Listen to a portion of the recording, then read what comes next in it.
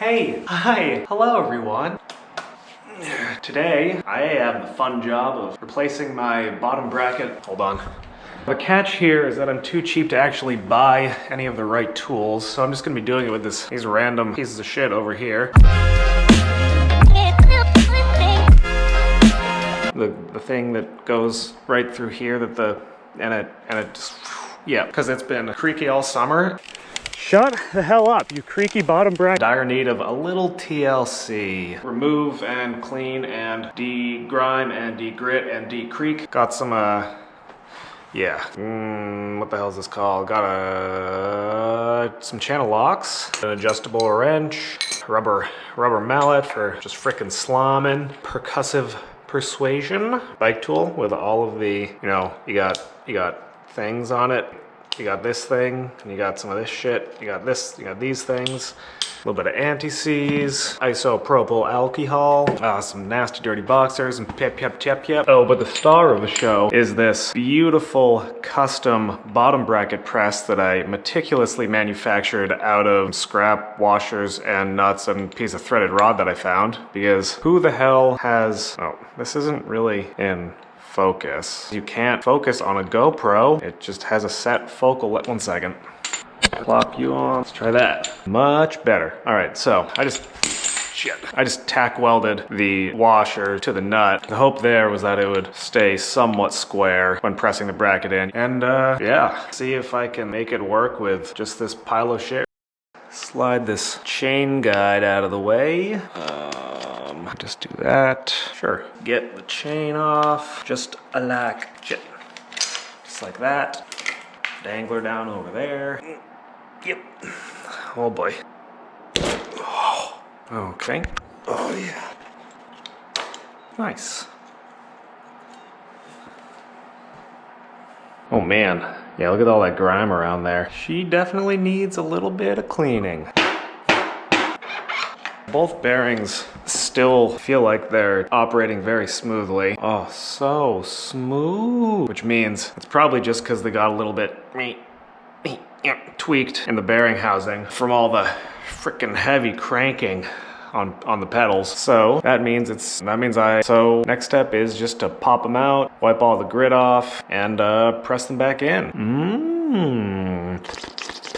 So these specific bearings are press fit bearings, which basically means that Rocky Mountain was too lazy and cheap to manufacture a bottom bracket housing that didn't require the rider to maintain it a few times a season. It's easier and cheaper to manufacture the press fit bottom bracket housing because it's basically just a cylinder, God, that doesn't have to have super high tolerances, and the bearings themselves, this right here sits inside a bearing case, plastic carrier here, and that will absorb any imperfections in the bottom bracket housing itself, so you can just press them in, but that means over time they can tweak and start creaking like this one does. Stupid.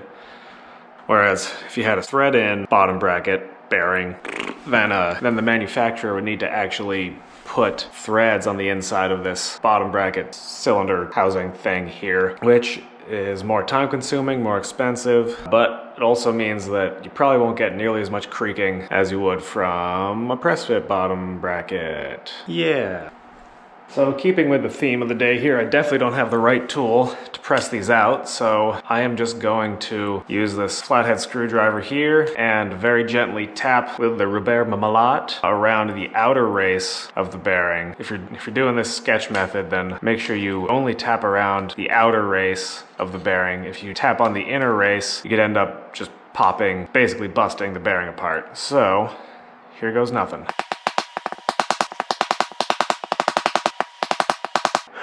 I don't know. Gently, gently. Gently. There we go.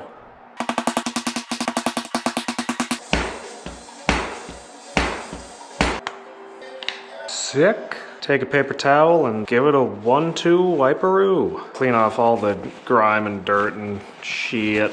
Definitely don't use any sort of solvent though, because that will dissolve the grease, and grease is what helps a bearing operate smoothly. If you want to use any sort of washing solution, just use water.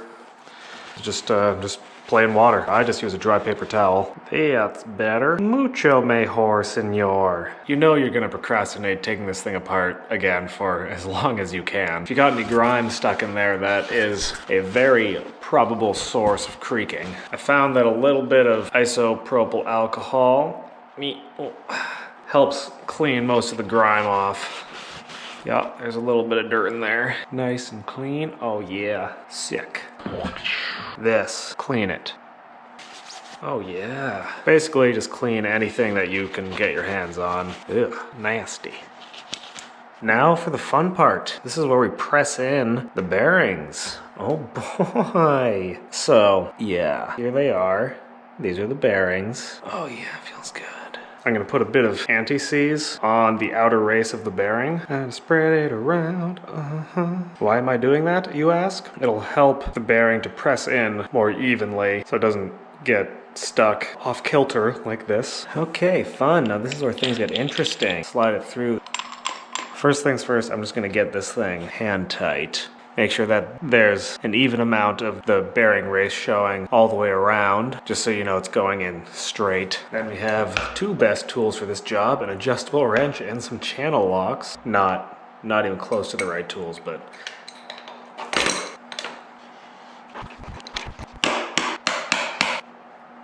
toy. You know, I gotta say that worked surprisingly well. Anti-seize is amazing. Makes it so things don't seize. Always make sure to tighten it to the exact torque spec, which is, I don't know, like click, maybe that much.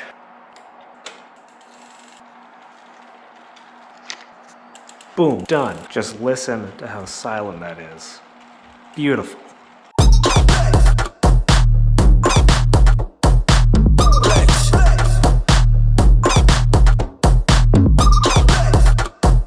So smooth and so quiet. Pure bottom bracket sex.